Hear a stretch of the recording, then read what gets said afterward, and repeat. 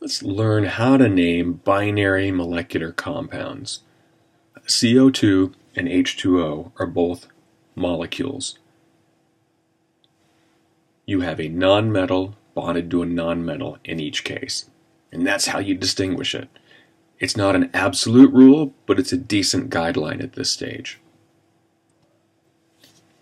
For each of those, the electrons are being shared between carbon and oxygen, or between oxygen and hydrogen. And when you have a sharing of electrons between two nuclei like that, you have what's called a covalent or molecular bond. Now later on in the term, we'll learn how to not only draw those dot structures, but we'll learn how to turn those dot structures into approximate shapes of molecules. But later.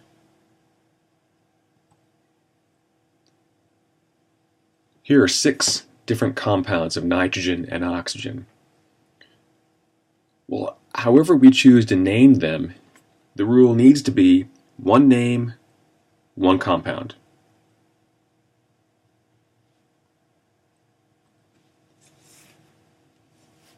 Now, is the order supposed to be, for instance, N2O4? Or maybe it's supposed to be O4N2? How are you supposed to know? Well, there is a rule, and the IUPAC recommendation is the more electropositive goes first, and the more electronegative element goes second. You know what? You don't need to worry about that. Whether you're given the name or the chemical formula, you'll write the opposite in the same order. So if nitrogen is first, you'll write that one first. If oxygen is second, you'll write that one second. So the N2O4 is actually the correct way to write it. Oh, a comment about a chemical formula. Each one of those is an example of what we call a chemical formula. Don't confuse chemical formula with a mathematical formula. Also, don't confuse chemical formula with chemical equation. We haven't learned how to write chemical equations yet, but a chemical equation has a number of chemical formulae in it. So first, how do we figure out how many of each atom are in there? You memorize this list of 10 prefixes.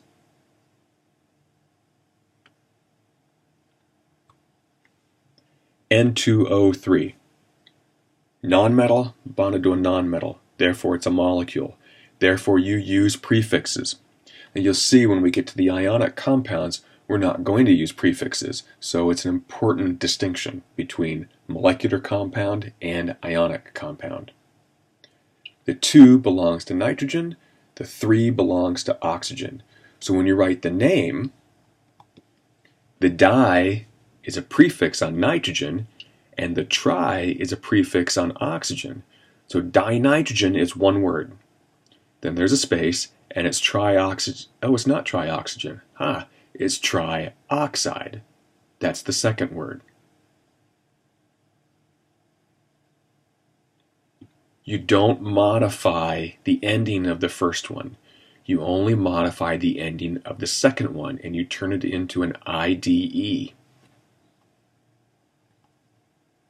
And for the halogens, it's the last 3 letters. Lop those 3 letters off, turn them into IDE. Fluorine to fluoride. Similar, selenium, selenide. Unfortunately, it's not always drop off the last 3 letters. Here are 6 that you need to memorize. Remember, it's the second one in the formula, not the first one. Let's do some examples. As2S3, molecule. Both arsenic and sulfur are to the right of that metal to nonmetal dividing line on the periodic table. Ge3N4. Remember, back in the introduction, I stated that we are going to treat germanium as if it's a nonmetal. So therefore you go, use prefixes. That's why it's diarsenic trisulfide, trigermanium tetranitride. When you're given the name, you write the chemical formula. Now I like going from the name to the formula from a procedure point of view because I see prefixes in both of those bottom two and I go, oh, prefixes, molecules.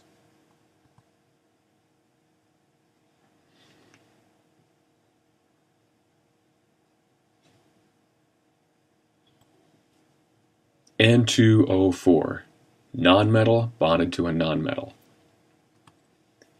Dinitrogen tetraoxide. Now, if you look in chemistry textbooks, you look in online materials, in a lot of places, they will write this as dinitrogen tetraoxide. And they don't use the term, but it's called elision, which is the emission of a sound or a syllable. And they'll talk about whenever you have A followed by O, you drop the A off. Actually, the IUPAC recommendations are to not use elision. So the top one is the recommended way to write it, not the bottom one.